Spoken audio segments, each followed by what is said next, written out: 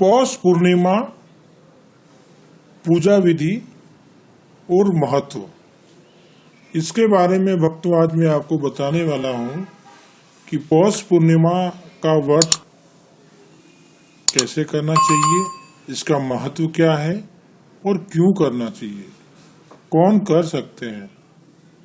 हिंदू धर्म में पौष माह में पड़ने वाली पूर्णिमा तिथि का काफी महत्व है। पौष पूर्णिमा को हिंदू कैलेंडर में सबसे पवित्र दिनों में से एक माना जाता है।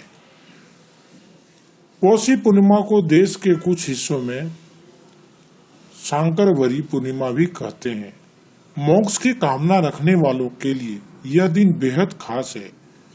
इस तिथि को सूर्य और चंद्रमा का संगम भी कहा जाता है, क्योंकि पौष का महीना सूर्य देव का माह होता है और पूर्णिमा चंद्रमा की तिथि।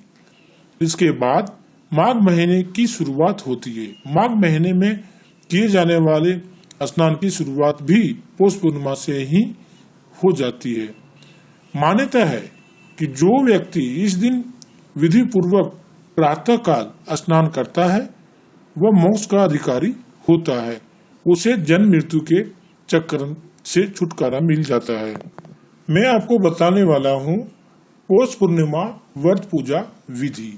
पहला, पौष पूर्णिमा के दिन प्रातः काल स्नान से पहले व्रत का संकल्प लें।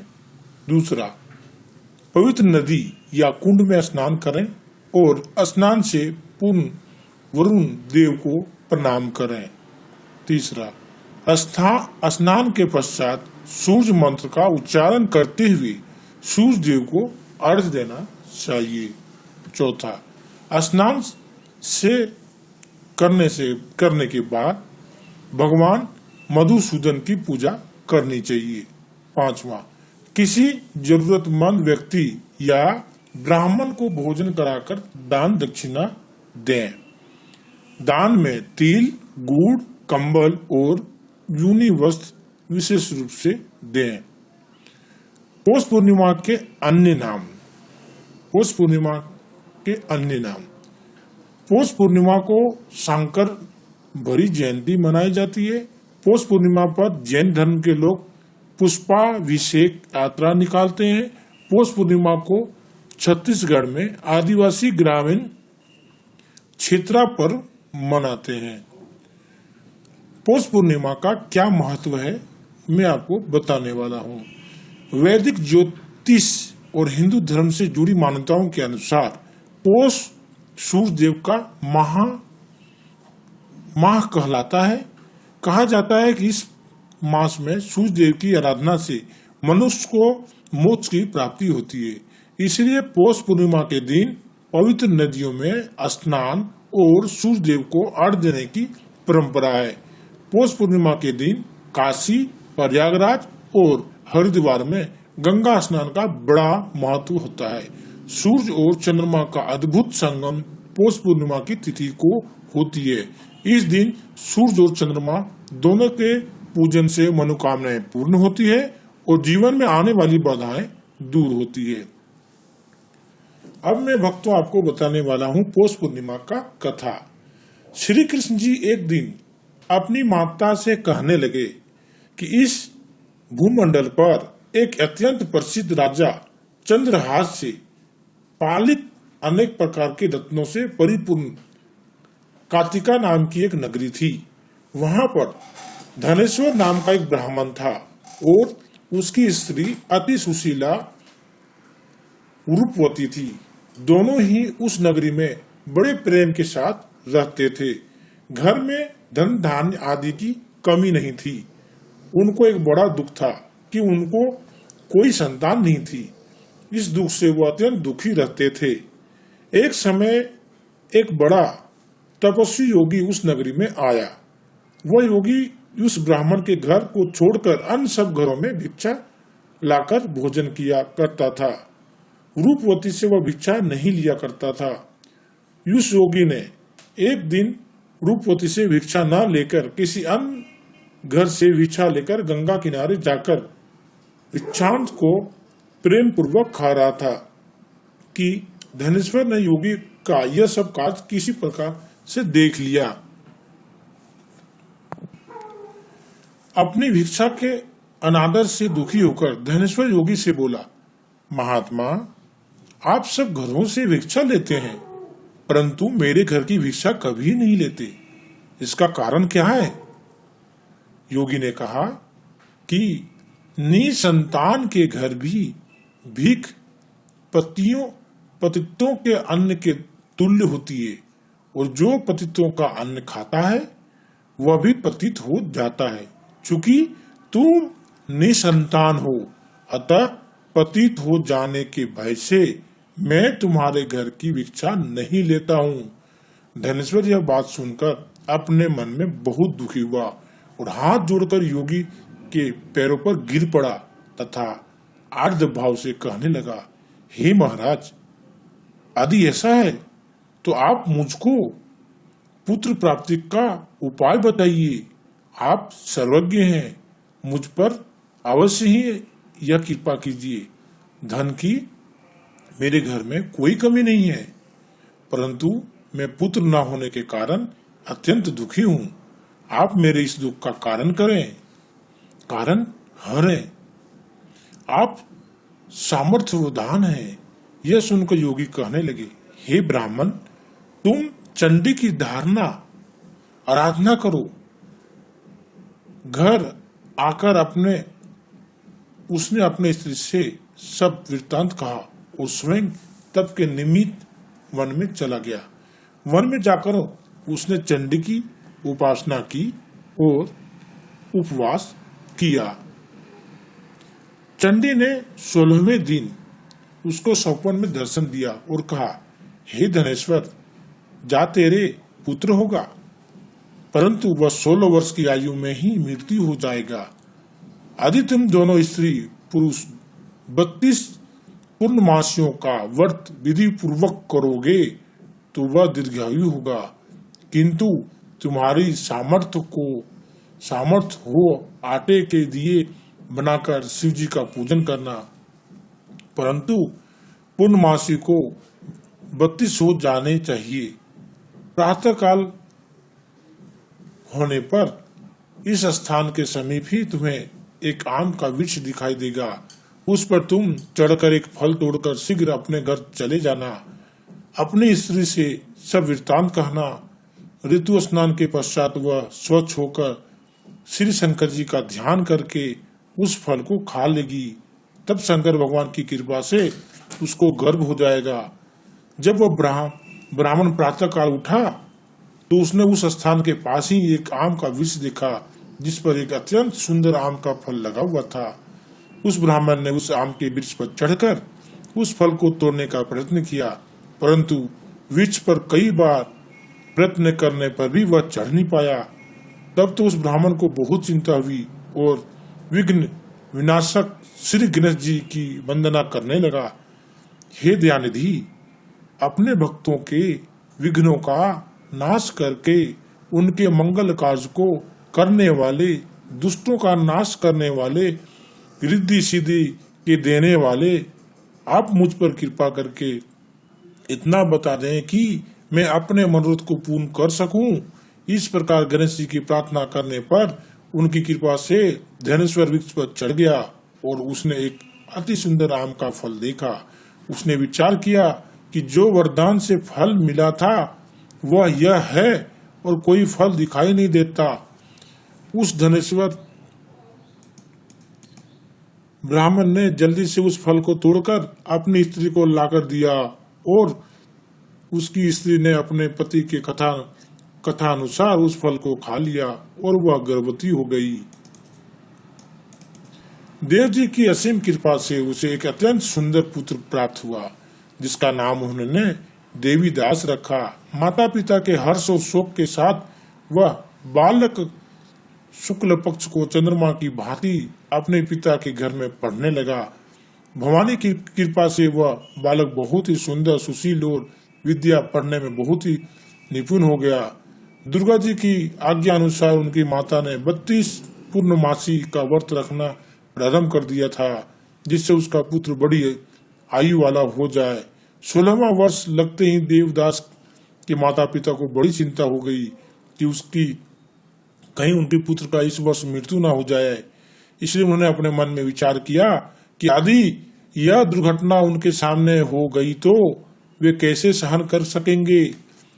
अस्तु उन्होंने देवीदास के मामा को बुलाया और कहा कि हमारी इच्छा है कि देवीदास एक वर्ष तक काशी में जाकर विद्या ध्यान करें और उनको अकेला भी नहीं छोड़ना चाहिए, इसीलिए साथ में तुम चले जाओ और 1 वर्ष के पश्चात इसको वापस लौटा लाना।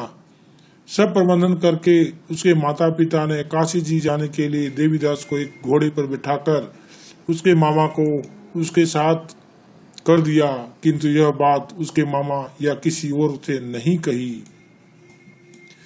धनेश्वर ने सब अपने पुत्र की मंगल कामना तथा दीर्घायु के लिए भगवती दुर्गा की आराधना और पूर्णमासी का व्रत करना आरंभ कर दिया। इस प्रकार बराबर 32 पूर्णमासी का व्रत पूरा किया। कुछ समय पश्चात एक दिन वह दोनों मामा और भांजा मार्ग में रात्रि बिताने के लिए किसी ग्राम में ठहरे हुए थे। उस दिन गांव में एक ब्राह्मण की अत्यंत सुंदरी, सुशीला, विदुषी और गुणवती कन्या का विवाह होने वाला था। जिस धर्मशाला के अंदर वह वर और उसकी बारात ठहरी हुई थी, उसी धर्मशाला में देवीदास और उनके मामा भी ठहरे हुए थे।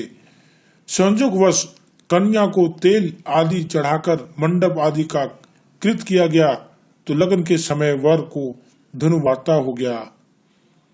अस्तु वर के पिता ने अपने कुटुंबियों से परामर्श करके निश्चित किया कि यह देवीदास मेरे पुत्र जैसा ही सुंदर है, मैं इसके साथ ही लगन कर दूं और बाद में विवाह के अन्य कार्य मेरे लड़के के साथ हो जाएंगे।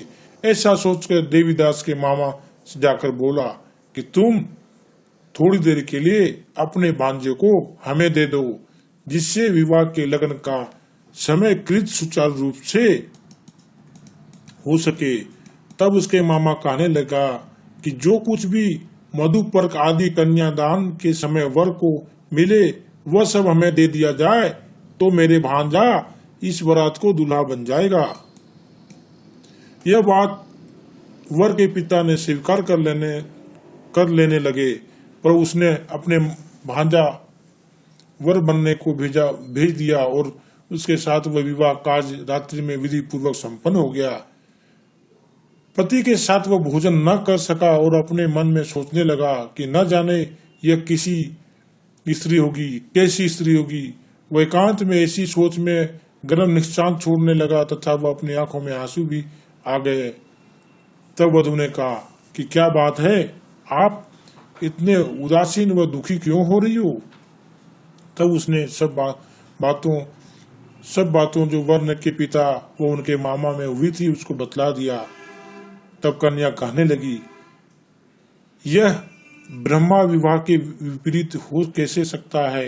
देव, ब्राह्मण और अग्नि के सामने मैंने आपको ही अपना पति बनाया है, इसीलिए आप ही मेरे पति हैं। मैं आपकी ही पत्नी रहूंगी, किसी अन्य की कदापि नहीं। तब देवीदास ने कहा, ऐसा मत करिए, क्योंकि मेरी आयु बहुत थोड़ी है। मेरे पश्चात आपकी क्या गति होगी, इन बातों को अच्छी तरह विचार लो। परंतु वह दृढ़ विचार वाली थी, बोली कि जो आपकी गति होगी वही मेरी गति होगी। हे स्वामी, आप उठिए और भोजन करिए, आप निश्चय ही भूखे होंगे। इसके बाद देवीदास और उनकी पत्नी दोनों ने भोजन किया तथा शेष रात्रि में सोते रहे।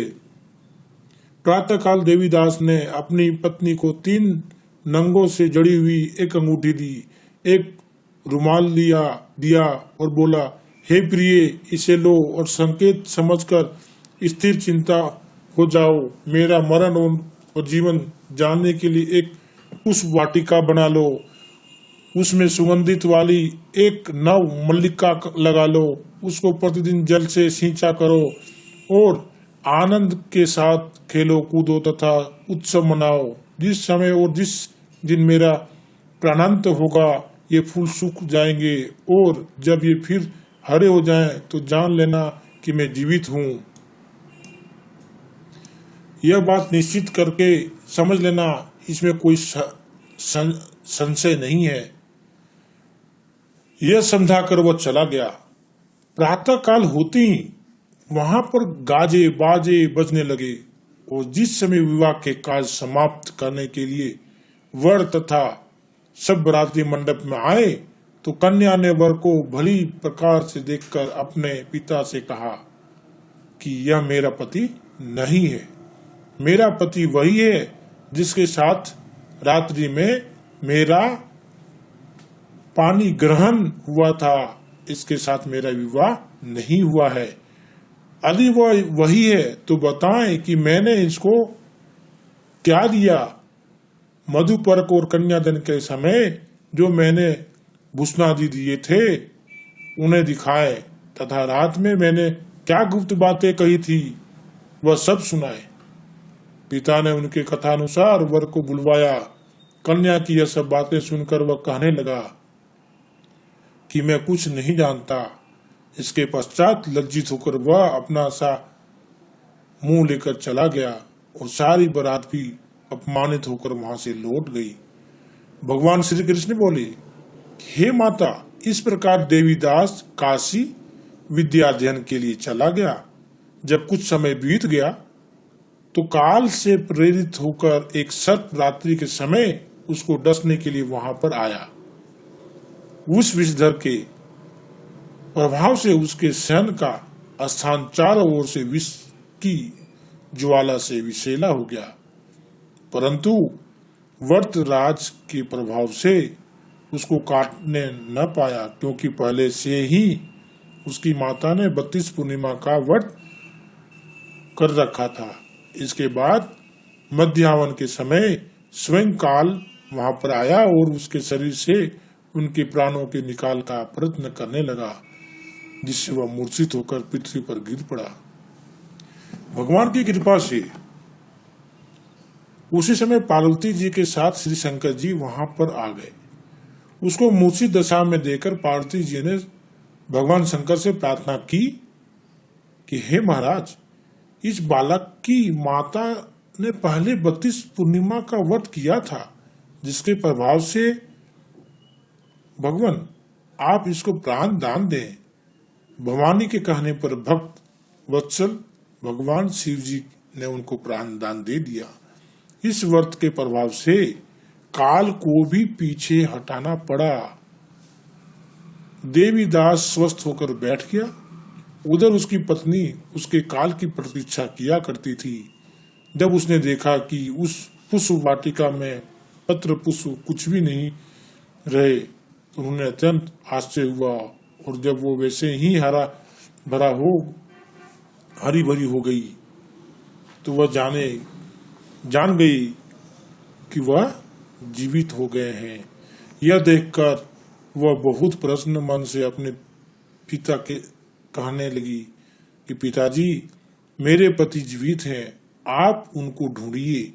जब 16वां वर्ष व्यतीत हो गया तो देवीदास भी उनको अपने मामा के साथ काशी में चल दिया। इधर से ससुर उनको ढूंढने के लिए अपने घर से जाने वाले ही थे कि वह दोनों मामा भांजा वहां पर आ गए। उसको आया देखकर उसका ससुर बड़ी प्रसन्नता के साथ अपने घर में ले गए।